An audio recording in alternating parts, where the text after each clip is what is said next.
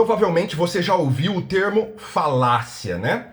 E falácia não é necessariamente sinônimo de mentira, mas é um argumento que tem a roupagem de verdadeiro. Ele é feito para convencer as pessoas porque ele tem a estrutura de um silogismo. E o que é um silogismo? O Aristóteles, lá na antiguidade grega, ele inventou o que hoje nós chamamos de lógica formal. O silogismo mais famoso que existe é aquele: todo homem é mortal, Sócrates é homem, portanto Sócrates é mortal. Por que esse silogismo ele é irrefutável? Porque ele é estruturado de tal modo que não tem como a conclusão ser diferente do que ela é.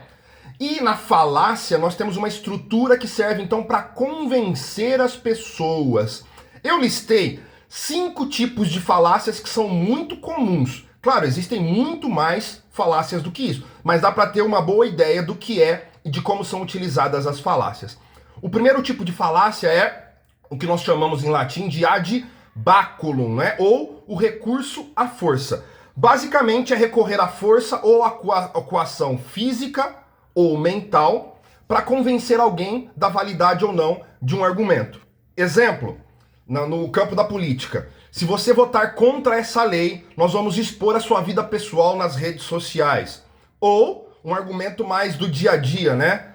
Enquanto você morar nessa casa, as leis que funcionam são as minhas leis, diria a nossa mãe. É um recurso à força, né? Se você não fizer aquilo, você vai sofrer as consequências ou físicas ou psicológicas. O segundo tipo de falácia talvez seja o mais comum nas redes sociais, que é, em latim, a gente chama de ad hominem ou o ataque ao homem, à pessoa, ao interlocutor. Então, em vez de desconstruir o argumento, a pessoa ataca quem está falando. Por exemplo, o que você está dizendo não tem relevância nenhuma porque você se diz comunista.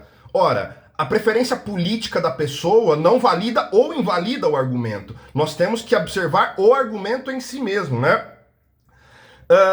E um exemplo um pouco mais sofisticado. Você está dizendo que devemos cuidar do meio ambiente, mas você mesmo usa carro.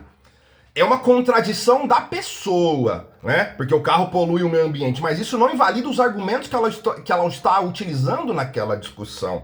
Nós podemos chamá-la de hipócrita, do que quer que seja, mas isso não tem referência ou não tem relação nenhuma com o argumento que ela está utilizando naquele momento.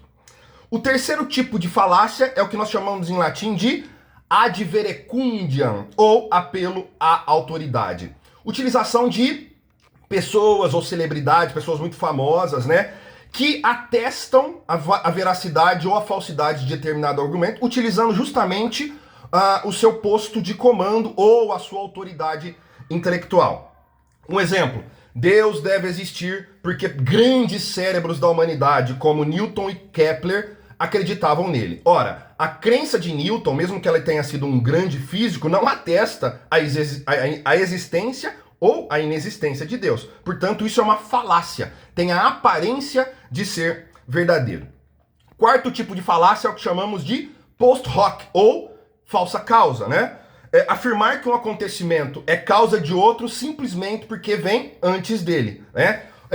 Vamos dar um exemplo muito simples. Sempre que os planetas se alinham, ocorrem desastres terríveis, né? A gente associa uma questão astronômica do universo, que é gigantesco, a questões pessoais do fulano ou do ciclano que está aqui na Terra, que é um mísero planetinha do sistema solar dentro da galáxia, da Via Láctea, dentro de um universo, né? Vamos dar mais um exemplo aqui. Fulano foi ao curandeiro, ou ao culto, ou à igreja, e se curou da doença X, por exemplo, uma gripe, né? Mas a gente sabe que a gripe tem um ciclo, né, de vida, né, que geralmente dura em torno de uma semana. Então, independentemente dele ter ido ou não no culto, na reza, não importa, ele já se curaria dessa gripe em 7 dias. E nós atribuímos a reza, a oração, por conta da oração é que ele se curou da gripe. É uma falsa causa.